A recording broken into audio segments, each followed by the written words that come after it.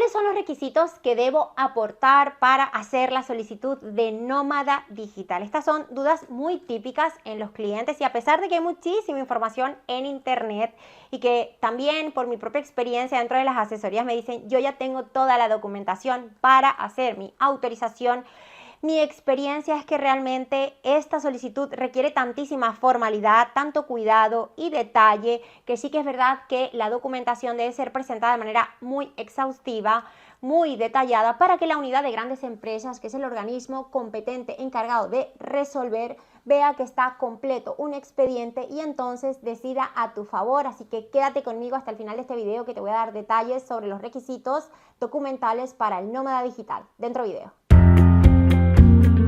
Hola, mi nombre es Cristina Isakura, CEO de Isakura Asociados, un despacho especializado en Derecho Internacional, y te quiero hablar sobre los requisitos del nómada digital.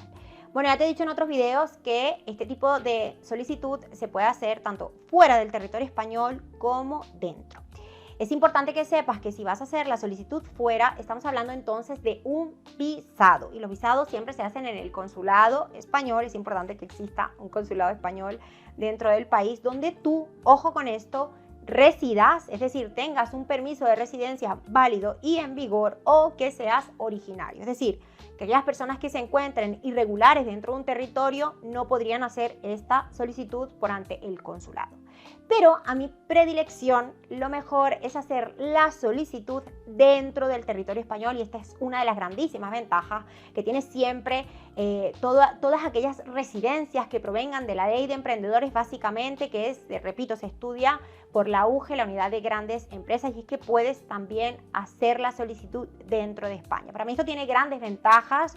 Para empezar, ya puedes ver también dónde vas a vivir, te puedes empapar un poco más de lo que significa el padrón, puedes visualizar mucho mejor cuáles van a ser tus objetivos, tienes un tiempo también para adaptarte dentro del territorio y lo mejor, la planificación que tú puedes hacer desde el país donde te encuentres y proyectar tu residencia una vez que empiezas a llegar a España o que llegas a España. Para ello te digo que el primer requisito que debes aplicar es tener pasaporte válido y en vigor para ti y para los miembros de tu familia, si van a hacer la solicitud también en conjunto.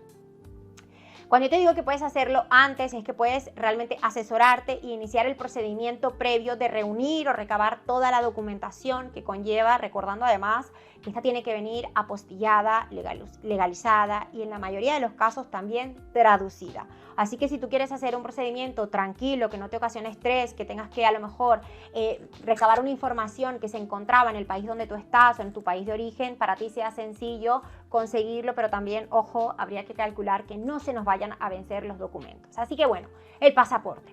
El pasaporte puedes irlo subiendo, por ejemplo, a una carpeta que empieces a armar de manera digital. El pasaporte tiene que venir en su totalidad, repito, en vigor, y lo más importante, la unidad de grandes empresas va a verificar que tú estás haciendo la solicitud estando dentro. Así que aunque básicamente tu abogado, tu especialista ya tenga todo subido en la plataforma, el requisito sine qua non, repito, es que tú estés dentro y para ello lo pruebas con el sello del pasaporte.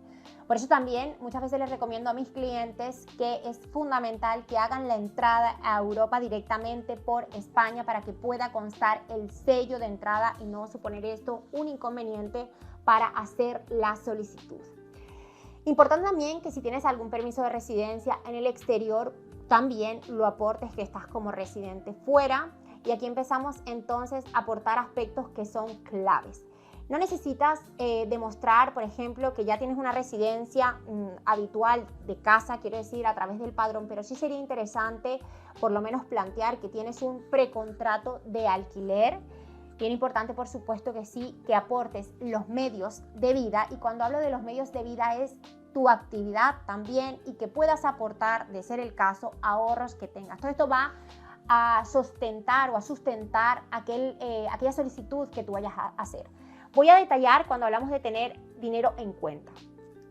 A mí siempre me gusta decir que esto va a depender también de cada caso en concreto, porque habría que ver primero si hay un núcleo familiar, habría que ver si el nómada digital es el principal o es, por ejemplo, la pareja, que también se ha dado el caso. Si el nómada digital tiene suficientes ingresos para mantenerse a sí mismo, si lo hace por solamente él, el principal, repito, o si también tiene la capacidad económica para sostener a su grupo familiar de quien va a pedir, por ejemplo, reagrupación.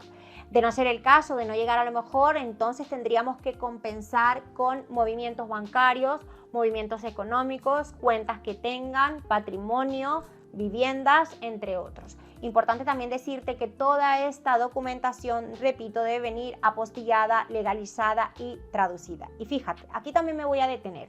Me ha pasado muchísimo con los nómadas digitales que las plataformas de pago, por ejemplo, PayPal, Payoneer, entre otras, no se saben del todo cómo van a descargar ese certificado, porque no tienen del todo hablar con una persona que le facilite este certificado de cuenta, este certificado de movimiento bancario también, o de movimiento dentro de la plataforma que acredite los ingresos que tiene que hacer. Y ya incluso nos podemos ir a aguas profundas cuando pensamos, y ahora yo, si me descargo cualquier cosa de la plataforma digital que acredite mis ingresos o mi movimiento bancario, lo puedo apostillar, lo puedo legalizar. Así que la respuesta va a depender mucho de esa plataforma con la que tú trabajes. Va a depender también de si ese dinero que tienes en esas plataformas lo pasas a una cuenta bancaria, y esa cuenta bancaria además tiene una moneda fuerte en ese país, o por el contrario se queda dentro de esa plataforma porque allí, por ejemplo, cobras en dólares, en euros, entre otros. Todo esto sería estudiar de cada caso, pero es importante que te quedes con la información de que en cualquier caso tienes que aportar los movimientos, repito, el certificado, y deberás, repito, lo ideal es apostillarlo y legalizarlo. Lo ideal, y repito, dependerá de la plataforma también. Otro punto sería el contrato. Si yo tengo un contrato de trabajo, por ejemplo, que me he encontrado con ellos, y soy un ciudadano peruano cuyo contrato está en México para una empresa norteamericana y pretendo venirme a vivir a España, ¿qué tendría que aportar? Importantísimo, recordarte que tienes que aportar lo ideal, que tienes permiso de residencia para estar en ese país. En este caso, el peruano tiene permiso para estar en México ejerciendo la actividad, que efectivamente la empresa que le está contratando y cuyo contrato viene de Estados Unidos le permita no solamente trabajar desde Perú o desde México, sino también movilizarse a España. Esto es muy importante dentro de las condiciones del contrato de trabajo, y al, por ejemplo, ese contrato venir de Estados Unidos, debería venir traducido.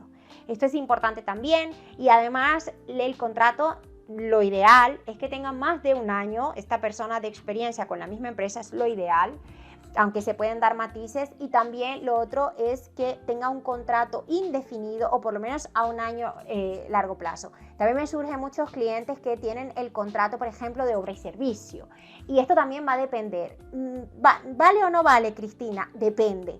He tenido también una persona, una nómada, que tenía obra y servicio, pero es que ya tenía 3 años con la misma empresa. Entonces podríamos mostrar todo el movimiento para atrás. Era también una persona con muchísima experiencia, acreditando título también, acreditando más de 7 años de experiencia en su sector, no en la empresa. Y todo esto es lo que influye y marca la diferencia para también preparar el listado de requisitos para el nómada que va a hacer la solicitud.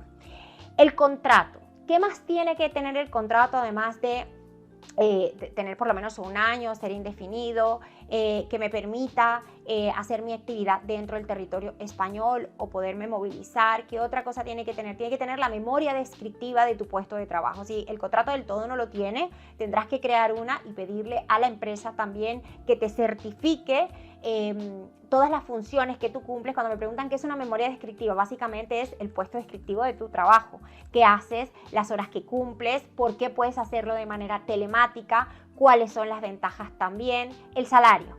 Entremos a hablar del salario también en el contrato de trabajo. Y es que fíjate, aunque podemos estar hablando también de que existe un IPREN y hay muchísima información de que sí se puede hacer un nómada con 1.500, con 2.000, con 3.000, los 400 del IPREN, en mi experiencia, y esto lo digo muchísimo, por analogía, donde hacemos la solicitud es en la unidad de grandes empresas. Y la unidad de grandes empresas, la UGE, todas sus residencias son como de muy alto nivel, no solamente económicos, sino también de profesionales, porque repito, Versa y ella está básicamente dependiente a la propia ley del emprendimiento, con lo cual las autorizaciones que se tramitan en la unidad de grandes empresas son, por ejemplo, el visado de inversionista, visado Golden, el visado de profesional altamente cualificado, visado de emprendedor también. Entonces, a partir de allí decimos que mínimo y como poco deberías estar devengando una cantidad de 30.000 euros al año, como poco, para mí en criterio práctico. Y me preguntarás, ¿bruto o neto? Debería ser neto, es decir, que te corresponda a ti esa cantidad para poder hacerlo. Estamos hablando de esta cantidad cuando hablamos, por ejemplo, de una persona. Habría que ver también el cónyuge, si tienen ahorros, etc. Pero bueno, parte de las condiciones también laborales es esta, ¿no? Ahora, cuando estamos hablando también de un trabajador, otra cosa que tendríamos que ver es si el trabajador tiene un contrato, tiene 2 o tiene 3 contratos de trabajo. Y habría que ver, esto muy importante, porque he visto a una nómada que no lo hizo dentro del despacho, lo hizo fuera, que le requirieron un convenio bilateral entre la seguridad social del país en el que estaba haciendo la solicitud, que era Perú también, a el convenio social con España, ese convenio bilateral de seguridad social, que no sé si lo sabes, pero que en España es fundamental el tema de la seguridad social, igual que los impuestos, y que aquí la seguridad social en España básicamente versa sobre el derecho al desempleo, cuando tiene que haberlo, la jubilación también y el sistema sanitario. Básicamente el sistema social en España se conforma de estos 3 núcleos, y cuando un nómada pretende venir a residir dentro del territorio español, ya tiene unas ventajas fiscales, pero las sociales del todo no han quedado especificadas. Y esto se somete mucho entonces a la práctica administrativa también del propio organismo y de la experiencia, la experticia que puede tener la persona que te va a hacer la solicitud. Entonces, aquí tendríamos que ver si tú estás cubierto por la seguridad social del país que te ha contratado, de la empresa que te ha contratado, para comunicarle a España que tú vas a seguir manteniéndote en ese sistema de seguridad social y no, por tanto, vas a usar el de España. O también, una forma de sustituirlo es creando, por ejemplo, un seguro de cobertura sanitaria, un seguro para emprendedores, entre otros, que puedan de alguna u otra manera solapar o equilibrar la tranquilidad de la unidad de grandes empresas de que este sistema del todo tú no lo vas a emplear porque tienes otros mecanismos para poderlo hacer. Así que habría que verlo, porque este tipo de convenios y este tipo también de certificados que muchas veces pide la unidad de grandes empresas para la seguridad social del país de donde te vas a hacer, lleva tiempo tramitarlo y debes venir con el apostillado legalizado. Cuando estamos hablando hace rato de trabajadores, ahora voy a hablar de los emprendedores. Cristina, ejerzo una actividad, pero imagínate, soy un programador, soy una diseñadora, soy un community, me puedo mover, no sé, un manager, me puedo mover, pero también mi actividad, aunque soy autónomo, aunque soy independiente, proviene en la mayoría de los casos de otras empresas que me contratan y que tengo un contrato mercantil con estas personas. En este caso, ¿qué tengo que aportar? Pues en este caso, lo ideal será aportar, por ejemplo, cartas de referencia o contratos mercantiles con estas varias empresas que tú tengas y que certifiquen que tienes un ingreso mensual por un trabajo que les haces y que siempre, lo más importante también, depende de ti ese trabajo. Es decir, que no depende de esa empresa que te está contratando porque tú tienes varias o porque realmente tú eres una persona autónoma capaz de alguna u otra manera de sostenerse en su propia actividad. En este caso, lo más importante que te van a pedir es la experiencia con estas empresas o la experiencia con otras empresas, que entonces tendríamos que aportar estas cartas de trabajo o de contratos mercantiles apostillados, legalizados y traducidos también de ser el caso. Si tienes, por ejemplo, también como trabajador vida laboral, también se puede aportar. Impuestos de declaración de renta también que versen sobre tu actividad, ya sea como trabajador o como autónomo, también sería bien interesante aportarlo. Pesa más también el tema económico cuando eres un autónomo o ejerces una actividad por tu propia cuenta y tienes empresas a tu cargo también de las cuales te responsabilizas. Aquí convendría mucho saber cuánto has declarado tú de impuestos. Aquí convendría mucho saber cómo son tus movimientos. Yo recuerdo también un nómada que tenía varias empresas y que generaba un buen dinero, pero como hacía muchas inversiones no tenía liquidez demostrable en el momento. Yo le dije, es inviable iniciarlo si no tienes esta liquidez puesta en tu banco, por más que tú generes una actividad, porque la pregunta es cómo tú te vas a mantener dentro del territorio si encima eres un autónomo. Todo este tipo de cosas las verifican muy bien. En cualquier caso, ya seas autónomo o seas trabajador, también siempre te van a pedir, ya lo sabes, además de la experiencia, los estudios. Los estudios que si tú ya tienes una licenciatura, tienes un máster, un posgrado, todo esto va a contar a tu favor para hacer la solicitud. Cristina, ¿tengo que aportar todos los másteres que tengas? No, pero sí que me bastaría, por ejemplo, con la licenciatura, me bastaría también con aportar algún máster o algo muy top que hable también de esa experiencia que tú puedas tener. Y si tú no tienes estudios, que esto también me pasa mucho, sobre todo con el tema de tecnología, con los informáticos, habría que ver el tiempo de experiencia, 5, 6, 7 años. Tuve uno que tenía 30 años de experiencia. También se pueden demostrar, incluso se pueden hacer proyectos empresariales sobre la actividad que tú pretendas desarrollar.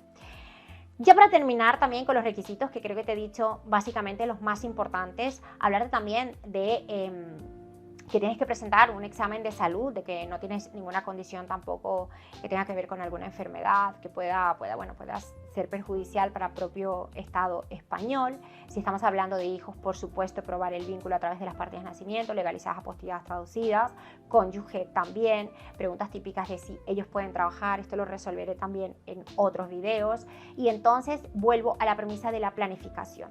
Cuando tú sabes todos los requisitos que tienes que aportar, cuando tú los has subido a todas las plataformas, cuando se ha verificado que nada vaya a caducar, recuerda que la mayoría de los documentos caducan a los 90 días, cuando tú ya sabes, por ejemplo, que tienes que aportar antecedentes penales, si vienen de Estados Unidos tardan bastante también en conseguirlo, que los tienes que apostillar, legalizar, los movimientos bancarios, los contratos de trabajo, las vidas laborales, las declaraciones de la renta, empiezas a ver todo el mundo de documentación también que tienes que organizar.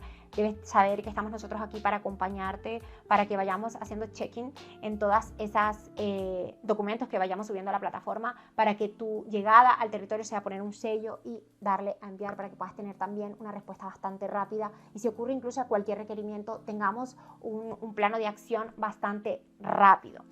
Si te ha gustado este video, suscríbete a nuestro canal de YouTube para darte más información de valor. Por favor, coméntame también para poder seguir también dándote este contenido en base a tus propias preguntas y nos vemos en el próximo.